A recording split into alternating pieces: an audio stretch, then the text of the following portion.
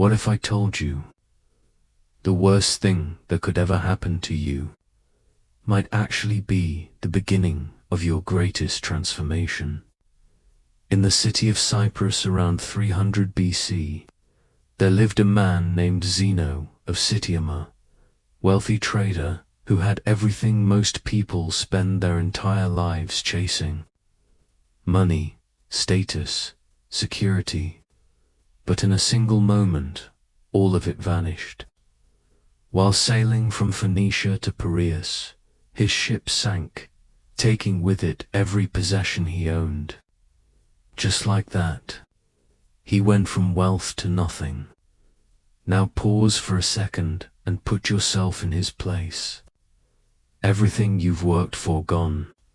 No warning, no control, no second chance. Would you break? Would you curse life?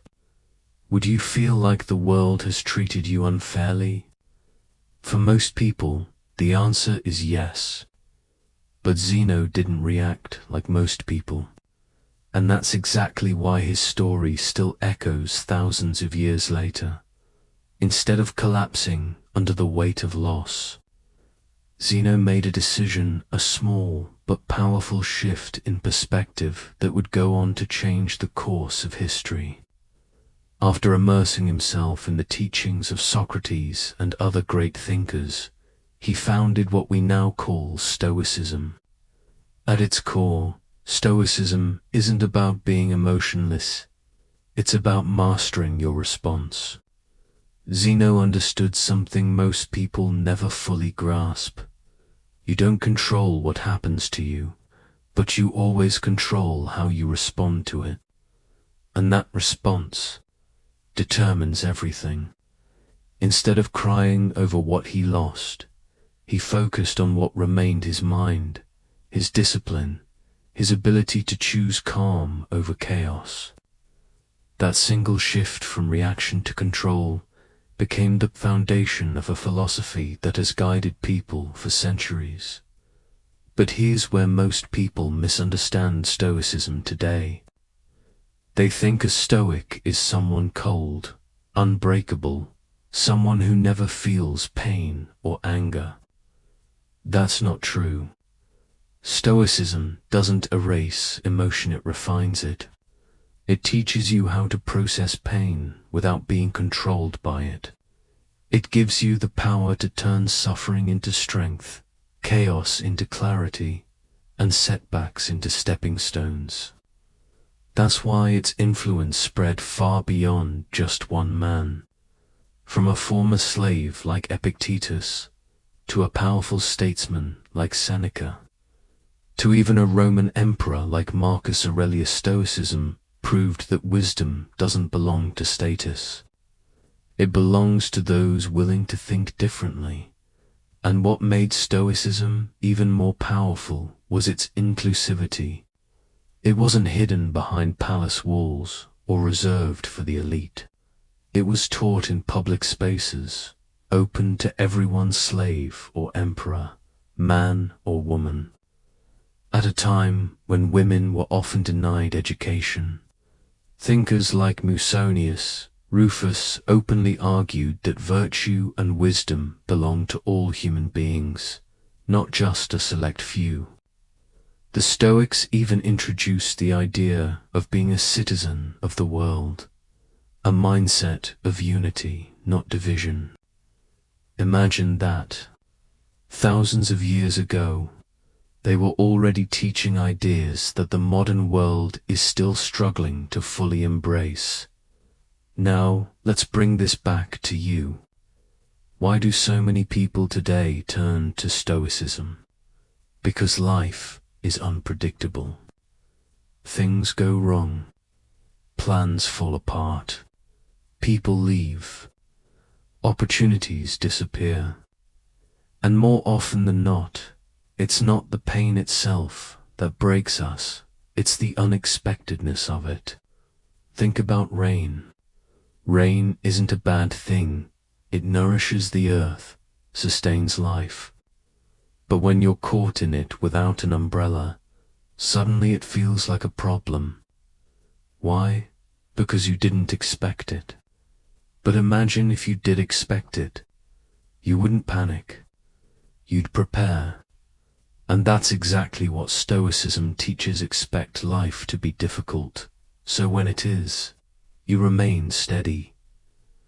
One of the most powerful Stoic practices is something called voluntary discomfort. It sounds simple, but it's incredibly effective. Doing things like taking cold showers, sleeping on the floor, or living with lessened purpose. Why? Because it trains your mind to realize something powerful. You can survive discomfort. You don't need constant comfort to be okay. And once you understand that, fear starts to lose its grip on you. You become mentally prepared for whatever life throws your way. Because, let's be honest, we live in a world that constantly tells us we're not enough, not rich enough, not attractive enough, not successful enough. We're bombarded with the idea that happiness is always just one purchase away, one achievement away, one validation away. But Stoicism flips that idea completely. It teaches you that chasing external validation is a losing game, because external things are unstable. They come and go. And if your happiness depends on them, then your peace will always be temporary. So what's the alternative? Focus inward. Improve yourself for yourself. Do things not for approval, not for applause, but because they align with who you want to become. The moment you detach your happiness from external outcomes, you become free, because now, no matter what happens outside, you remain in control inside. And that's the real lesson from Zeno's story. He didn't just lose everything. He gained something far more valuable. A mindset that turned loss into legacy. A philosophy that outlived empires. And a truth that still stands today. You don't need a perfect life to have a powerful one. You just need the right perspective. What if I told you that the key to real happiness isn't chasing more, but needing less? Stoicism teaches us that when we anchor our joy to things outside ourselves, cars, money, relationships, status, we are handing over our peace to forces that are inherently unreliable. Cars break down. Cities are wiped out by natural disasters. Relationships end. Even breathing space, time, mental energy come at a cost. As Seneca once wrote, learning to live with less will create space in your life for the things that truly matter.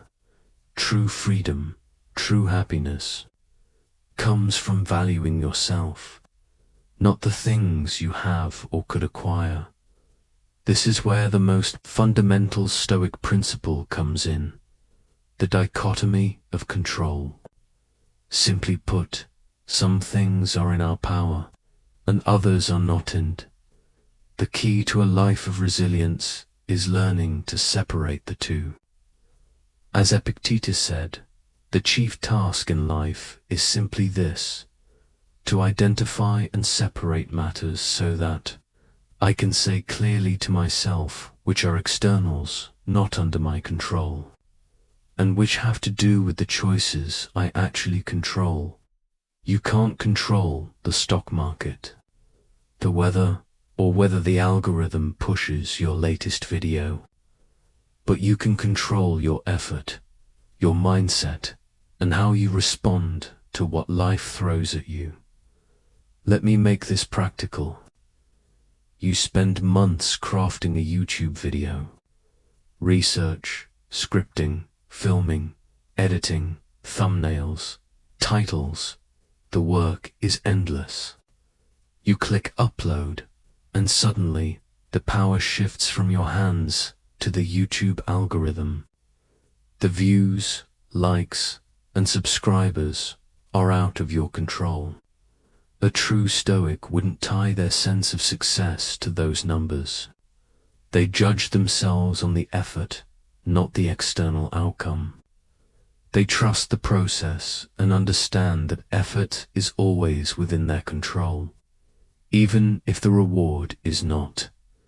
Living with less also frees you from the invisible chains society places around you. Imagine someone who works tirelessly for a promotion only to have it denied.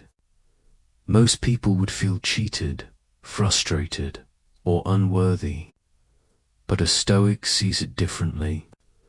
Their value isn't defined by the boss's decision, it's defined by the quality of their work, the discipline they applied, and the effort they gave. The goal wasn't lost, was just postponed. Perspective, not circumstance, becomes the measure of life, and this perspective is guided by the four cardinal virtues of Stoicism: wisdom, courage, temperance, and justice. Wisdom is knowing the difference between what you can and cannot control, and choosing your response. Courage is persistence, the ability to resist giving in when life gets hard. Temperance is moderation, doing more with less, achieving enough without endless craving. Justice, the highest of all, reminds us that we are here for one another, not just ourselves. Consider Nelson Mandela, imprisoned for 27 years. Yet when he became president, he chose reconciliation over revenge, embodying Stoic justice by seeking to rebuild rather than destroy. Stoicism isn't just ancient philosophy, it's alive today in psychology. Techniques like rational, emotive behavioral therapy help people identify and challenge harmful thought patterns, while logotherapy reminds us that meaning and purpose give our lives direction even in the darkest moments. Both modern practices trace directly back to Stoic principles. Focus on what you can control and find purpose in the face of adversity. At its heart, Stoicism teaches us to rewire our minds. Stop placing your value on fleeting, external things. Stop letting circumstances dictate your happiness. Instead, cultivate resilience, self-worth, and a mindset that can weather any storm. Life will inevitably bring loss, failure, and disappointment, but the Stoic's ship does not sink. Even in the face of calamity, they navigate toward calm waters, carrying peace, purpose, and the knowledge that while everything has an end, a life well lived is never wasted, because in the end, happiness isn't about controlling the world, it's about mastering yourself.